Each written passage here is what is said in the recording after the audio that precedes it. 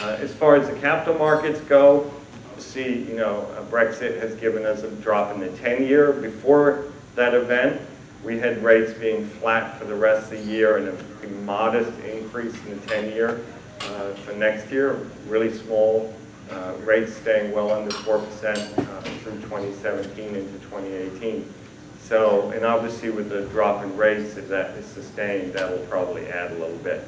I will say on Brexit, it's just an incredibly uncertain situation, which sounds like such an economist thing to say, but it's really a factor of the United Kingdom vote did not go the way everyone expected, and I wouldn't be surprised over the next few months if you really see a new British government trying to walk their way back from that, and the EU trying to do something to give them a gracious way to walk back.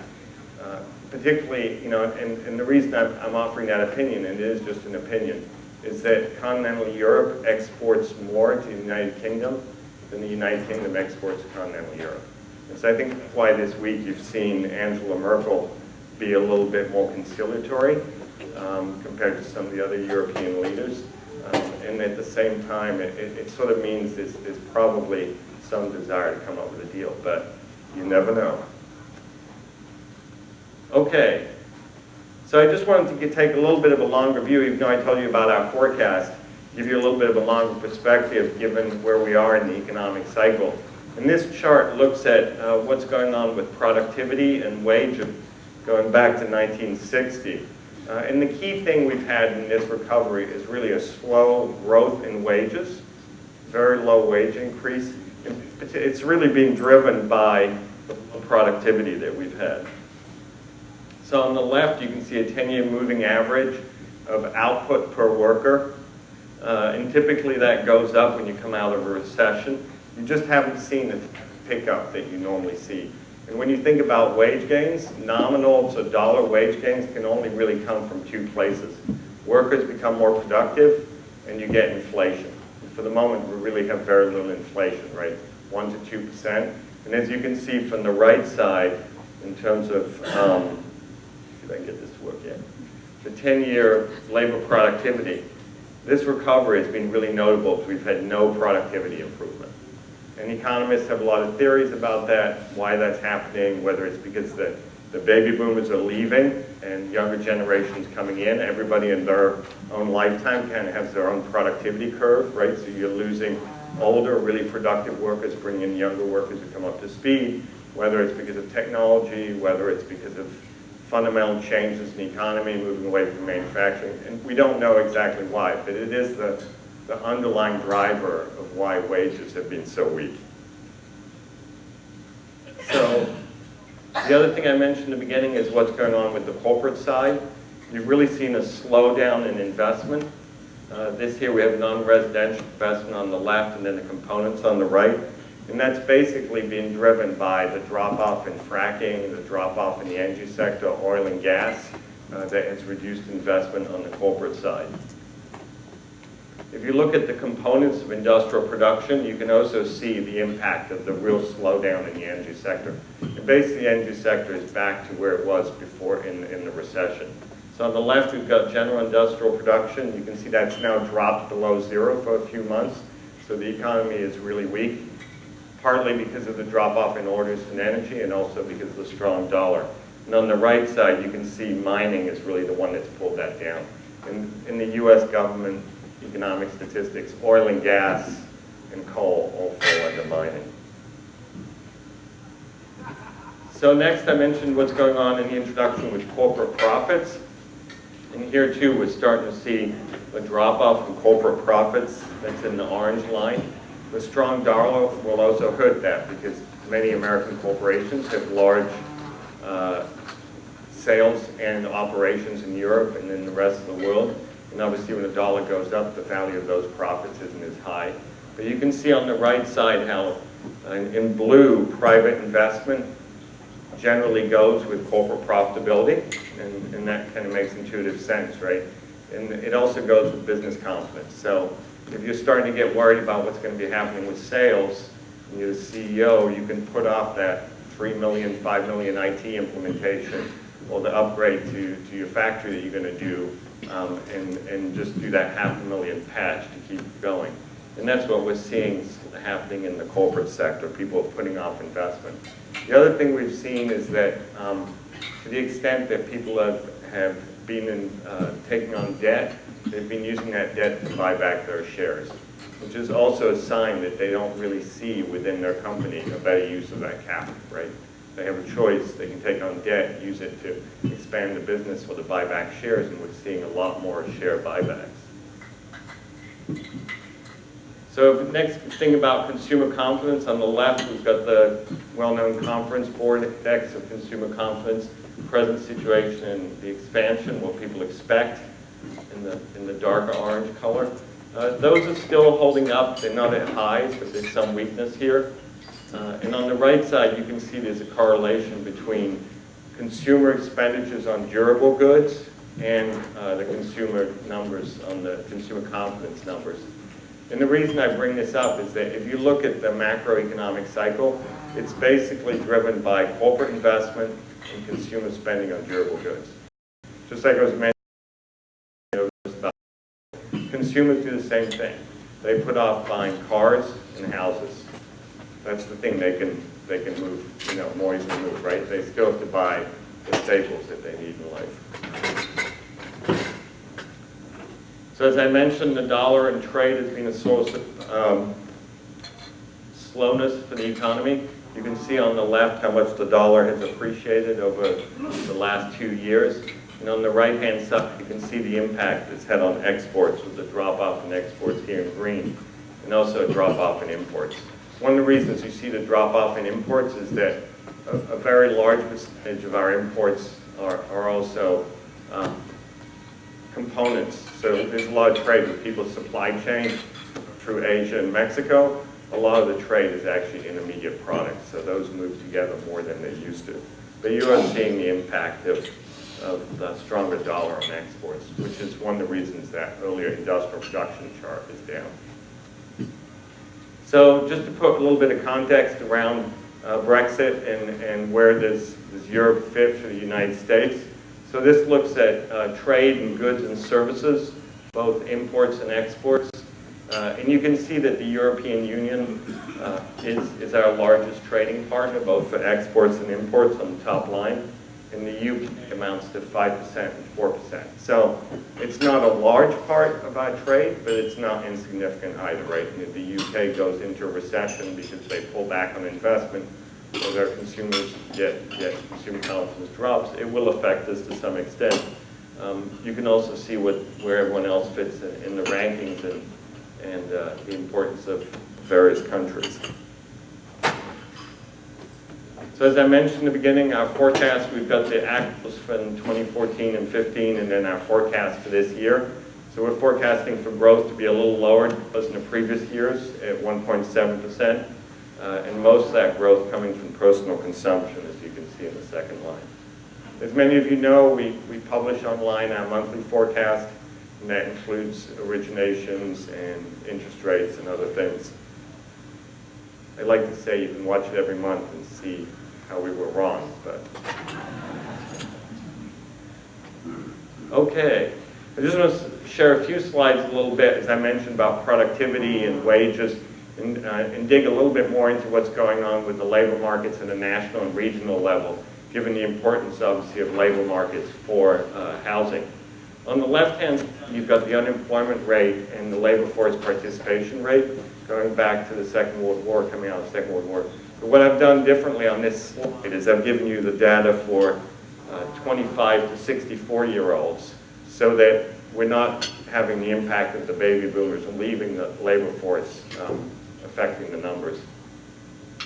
And the first thing you can see about this recovery in green, if you compare it to the 1980 recession, the unemployment level got to the same level. It got just as high. So this was a really hard recession for labor. The other thing that's notable when you compare those two time periods is how much more slowly the unemployment rate came down in this recovery. So if you look at 80-84, by 1984 it had dropped dramatically. Here it's been a very slow recovery. The other thing that's really notable about the labor markets this time around is what's been happening with labor force participation. And that's simply a measure of the percentage of the population for this age cohort that is either working part-time, working full-time, or looking for a job. And you can see that the labor force participation really grew gradually here in the 1950s and 60s. Then with the entry of women into the labor force, it really went up a lot. And then it kind of peaked in the 90s and started going down in the 2000s. And we don't really have a great explanation for why it's dropping. There are different theories out there. One is having to do with the different skills in a globalized economy. The other thing is the downturn in construction, making it harder for high school only educated males to get jobs. They've been really affected, and their unemployment's been slow to come back. There was also potentially other changes going on in terms of the once you fall out of the workforce in certain states, the level of assistance is pretty high. And then if you go back in at a minimum wage or a low wage job, you actually kind of have an over 100% tax. So it makes sense that people would stay out in those circumstances, right? So I just wanted to point out the blue line because every month you get the headline unemployment rate, now it's below 5%, and that sounds really great. But from the housing perspective, the blue line is a real headwind because we don't have as many people in the labor force. On the right, we've got wages, and as I mentioned in the introduction, wages have been growing pretty slowly. The normal pattern you see as the economy expands, the gray lines in all these charts are recession years. Normally you get the expansion going, labor gets scarce, companies have to give raises, and wages go up, right? You see this pattern here, you see the pattern here. This recovery, that just hasn't happened. So a few charts, and these slides obviously are available from the association, but because I know there's a lot of slides here. Just wanted to compare how Hawaii was doing compared to other states on the West Coast. You guys are doing great on unemployment. It's come down really nicely and doing better than the national average. Labor force participation is improving.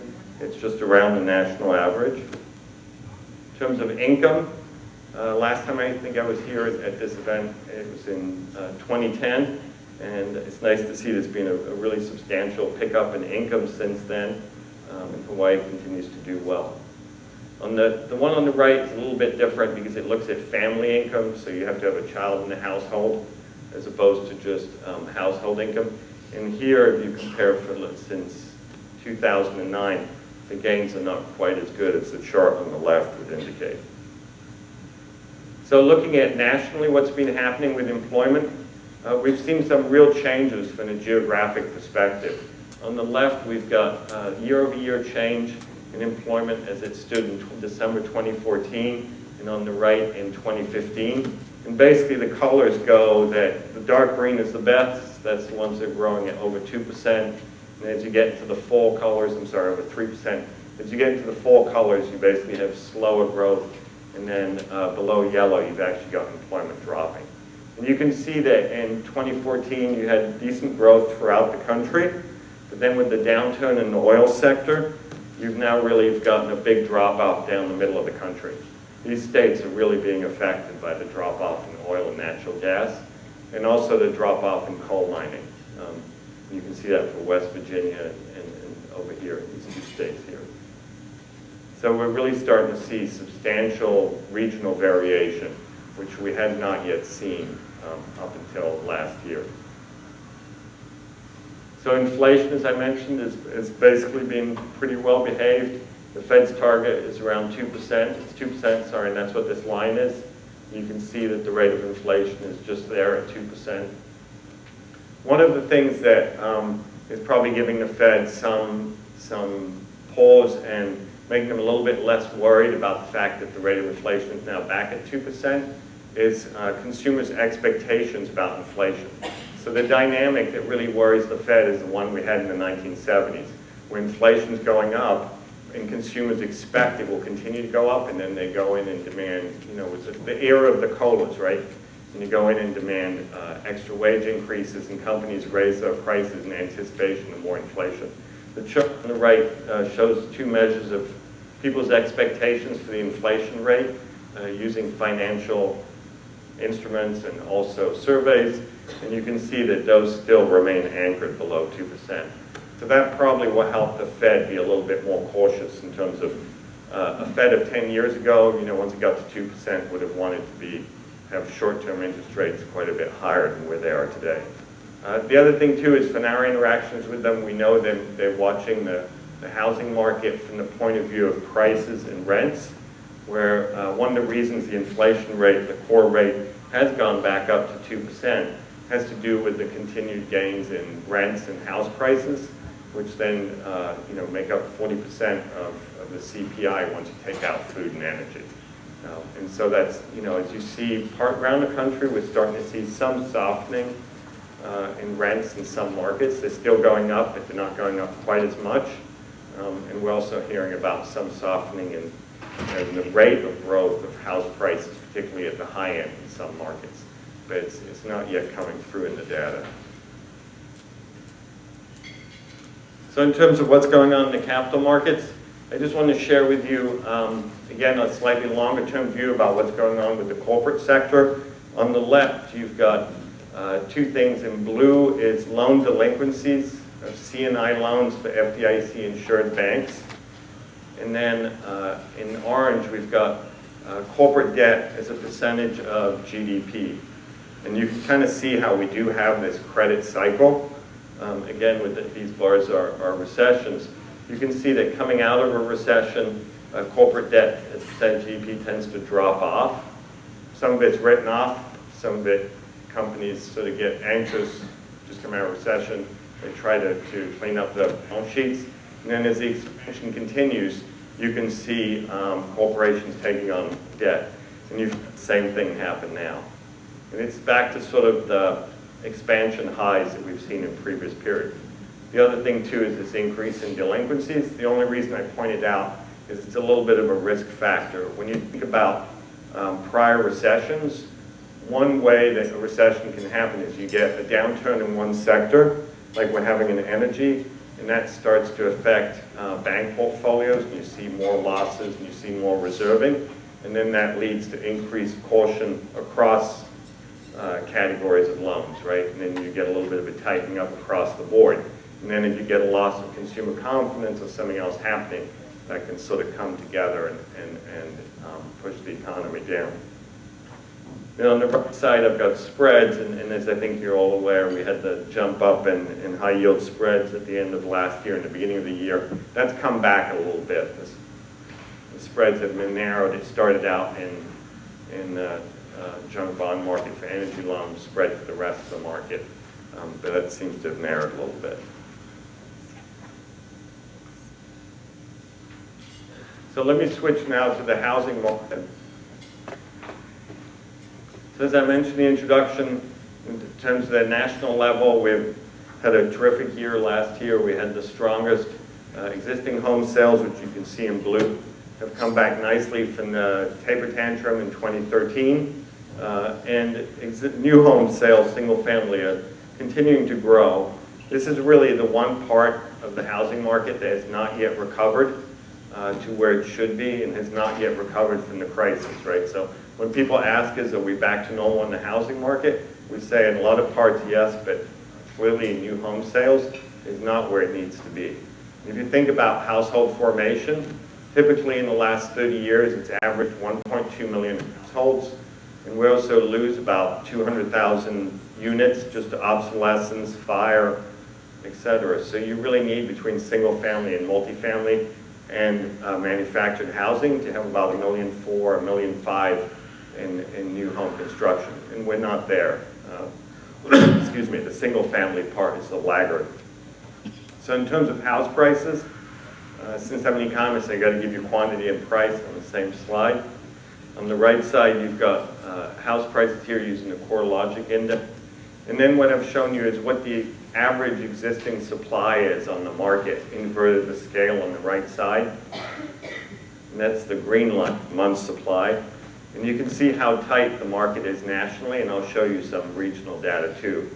And that's really what's driving this like 5+% home price appreciation. Just across the country in many markets, there just isn't the supply.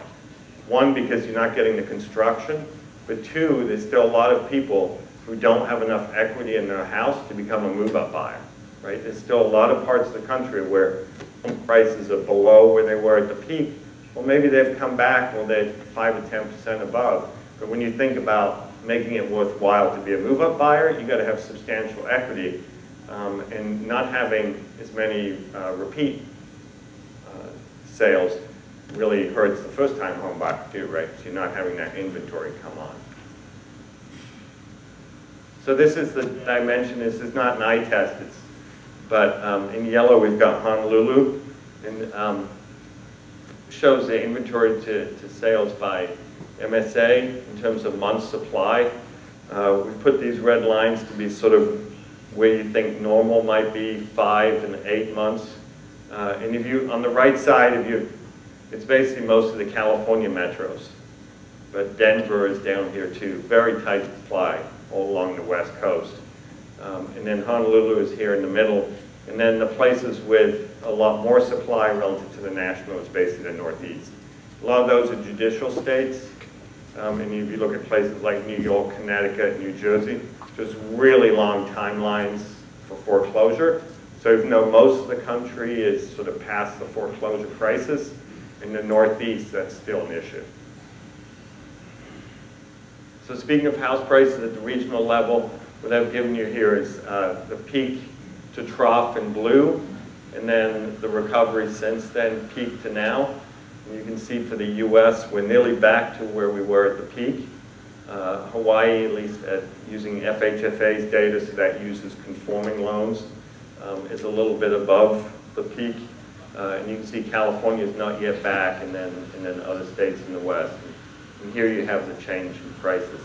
Obviously, home prices are local, so in particular in a place like California, but I know it's true here too, neighborhood by neighborhood, there'll be some that have recovered. You look at the Bay Area, it's past where it was, right? And parts of the Central Valley are still nowhere near where they were at their peak. And even within metros, you have real neighborhood effects. But at least this gives you a sense of where things are.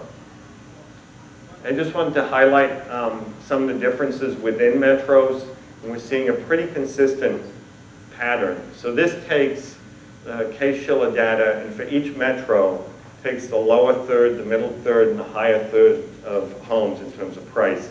And then there's a price index for each one of those groups. And they do it for these top metros. And then on the right, what I've done is I subtracted the mid from the bottom and then the high from the bottom. And you can see to start with, and this data is through March, that's the latest we get. You can see at the low third tier how you've had really strong appreciation, like even the 15% here, 10, 14, 15. I mean, some well into double digits in many metros. And as you saw from the wage slides, people are getting 2 or 3% raises, right? And so that's why at the lower end, you're having real affordability issues. And then in most metros, the low end is appreciating quite a bit faster than the mid and the top. So as I mentioned in the beginning, the one place that we feel, we haven't recovered to where we should be is single family starts. On these two charts, what I've done is rather giving you the number of starts, we've done it in terms of 1,000 households. So you can go back through time to 1980 and kind of see what a normal level of supply is in the single family and multifamily market. So on the left, you've got single families, and you can see the run-up that we had in the 2000s. So see what it typically runs at. This is the massive drop. As you know well, they went through a depression, right? Single family construction with a 70+% drop off. And now it's come back. It's still, well, the percentage years over years look great. It's still nowhere near the supply that you would expect given the population that we have. And then on the right, you can see multifamily, where this is kind of the average of the last couple of decades. It's come back really well, and it's around its prior averages. On the multifamily side, one of the things that's been different about this cycle versus last cycle is that most of the construction has been concentrated in A cities, and within those cities, just in a few submarkets. You're not getting as broad of a construction of multifamily the way you did in prior cycles. And again, a lot of it's being Class A, high-end rental. It's really not the more affordable product. So what's driving this? Part of it is really not only the total level of what's being constructed, but it's the mix, right? When I showed you that bottom third where prices are going up really strong price appreciation, this looks at construction of single-family homes going back to the early 70s and looks at it by square footage. And you can see the under 1,600 square feet is this blue part. This is 16 to 2,000, and here you get up to 2,400, so the average size suburban home. And you can see that obviously the massive drop-off, but in the recovery, we've really gotten none of this smaller units being built, only a little bit more of this. And the one place where you have seen a pretty good recovery has been in the 3,000 square feet or more. And if you look at price data, the price data tells you the same thing. I just like to use this chart because it goes back further and you don't have to deal with inflation and changes in relative prices across neighborhoods and things like that. So there's really been an absence of supply at the low end. When we talk to builders, the issues that they tell us they face and what they tell in the survey responses is that they're having a really hard time finding skilled labor. And this week when I was visited with some people, I heard the same thing here, that it's really hard to find skilled labor. That's across the country. The other issues are the cost of land and also the cost of permitting and the time it takes. So builders in California tell me that it costs $100,000 per home in terms of what they call soft costs, all the permits and all the regulatory issues they have to face. But to give a fixed cost of $100,000 before you even break ground, it's going to be hard to build a $300,000 home, right? You're going to have to build high-end in order to make money. And nationally across the country, people also have similar issues. Obviously, the numbers are lower, but many state and local governments, part of how they've balanced the budgets is by raising fees for every possible license and everything that you can. So as we talk to people all down the West Coast, but then even down into the middle of the country, it's just harder to do large projects and more expensive. The other thing that's been notable is that the share of builders who report that labor cost availability problems is one of their top issues has actually gone up. So back in 2012, they were mostly talking about their inability to get construction financing and how hard it was to qualify borrowers, right? Because of tight credit in the primary market and secondary market. But over time, it's really this labor supply issue that's been holding them back. So just a few minutes before lunch, I wanted to share a few slides on consumer attitudes and how the millennials, everyone, it's been a hot topic for the last few years, and give you a little bit of our perspective on that. One on the left, the chart basically shows you the percentage of the people in the different age group at different times. So what we looked at was 25 to 29-year-olds in 1980, in 2000, and then in 2013. And this shows the percentage of them that are head of a household. So you can see they are forming fewer households, right? They are delaying household formation. They came onto the job market at a time when it was particularly hard for young people. Entry-level jobs were just not available. A lot of them chose to stay in school, went back to school, etc. Took a job that paid a lot less than what they expected given the education they've had. So they've had a hard time getting going from an economic perspective. On the right side, we've taken those three groups, and I know it gets a little busy, but we've broken out whether they're in single family or multifamily and whether they own or rent. So beginning at the bottom of the stack, you've got single family owner occupants, and then multifamily owner occupants, so it's a 5+ dwelling unit, those would be condos. And then you move up into the renter blocks here. The other is primarily manufactured housing. There's a few houseboats in there too. But then you move into the rental part, single family renter in green and then multifamily in gray. So the first thing that's notable is like on the left-hand chart with the drop in household formation, the home ownership rate, so the sum of the bottom three, has gone down compared to prior generations, right? And it's gone down pretty meaningfully. They're coming onto a housing market that's more expensive, they've got student debts, and they're having a harder time launching into the labor market. So not surprisingly, their home ownership rate is lower. But I think one of the things that at least was interesting to me and to a lot of audiences is that when they rent, they still predominantly rent single family, not multifamily. So they haven't turned away from single family. And when they buy, they also predominantly buy a single family unit.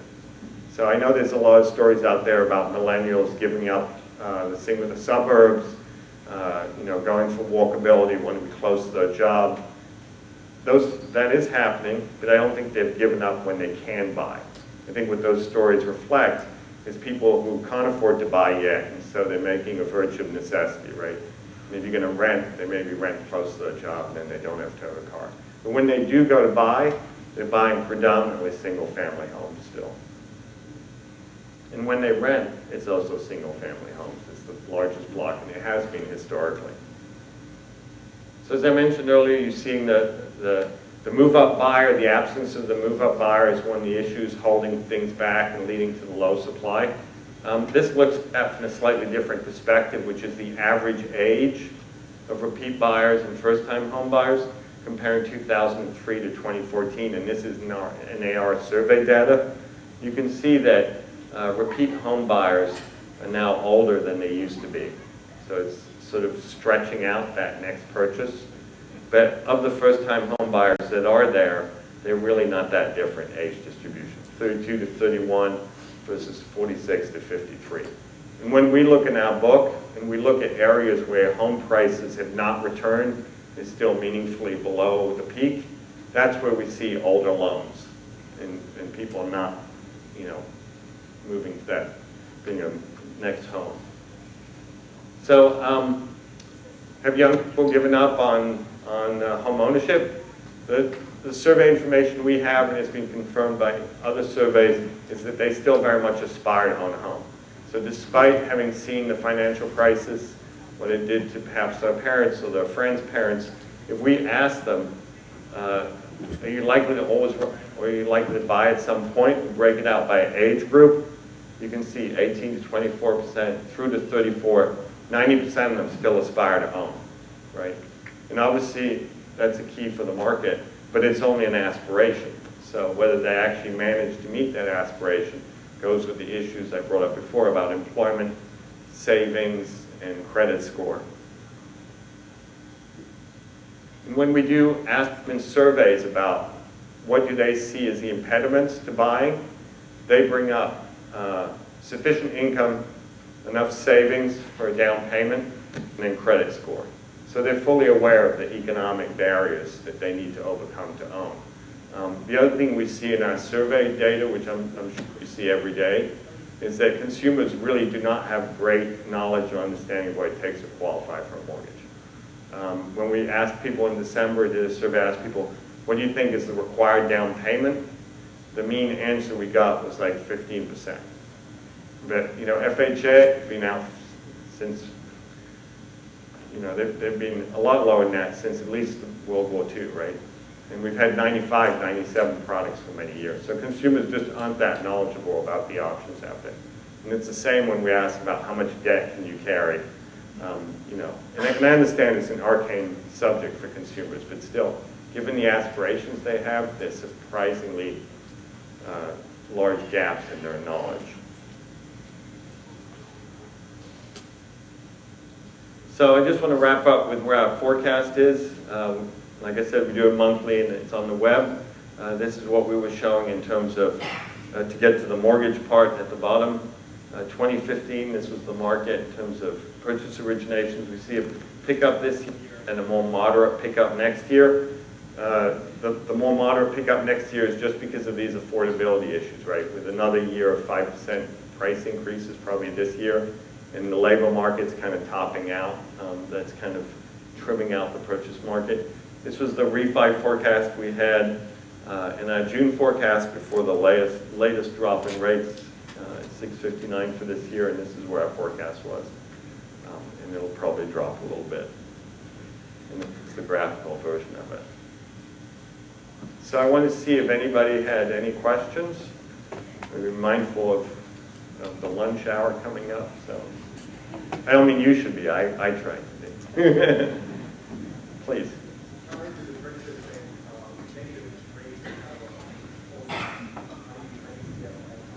Yeah, that's a terrific question. And I sort of, in the interest of time, sort of went over some of the rate slides I had, so I'm really glad you're asking that. You know, negative interest rates, it's a policy at the short end, right? We've got set by like Switzerland, Denmark, now Japan.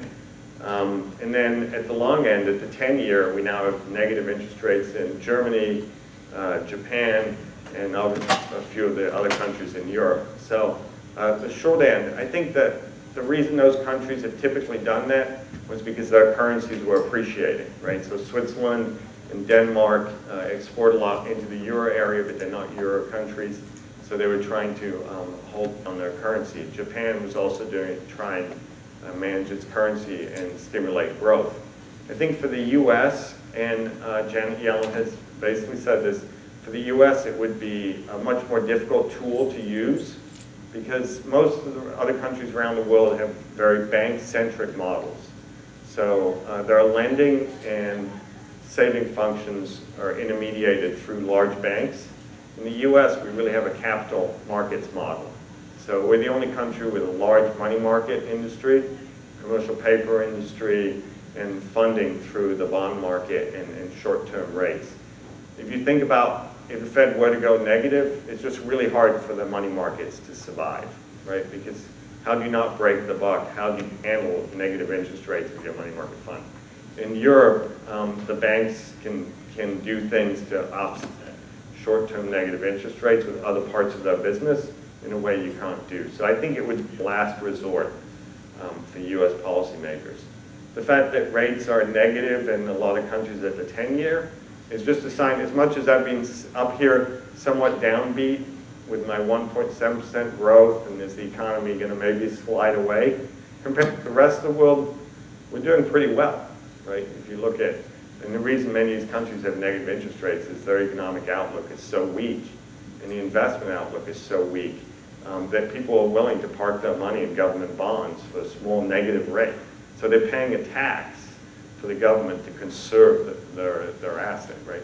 Which is a sign of the deep troubles that in those economies. Any other questions? Okay, well, thank you very much. I really appreciate it. Thank you so much, Dr.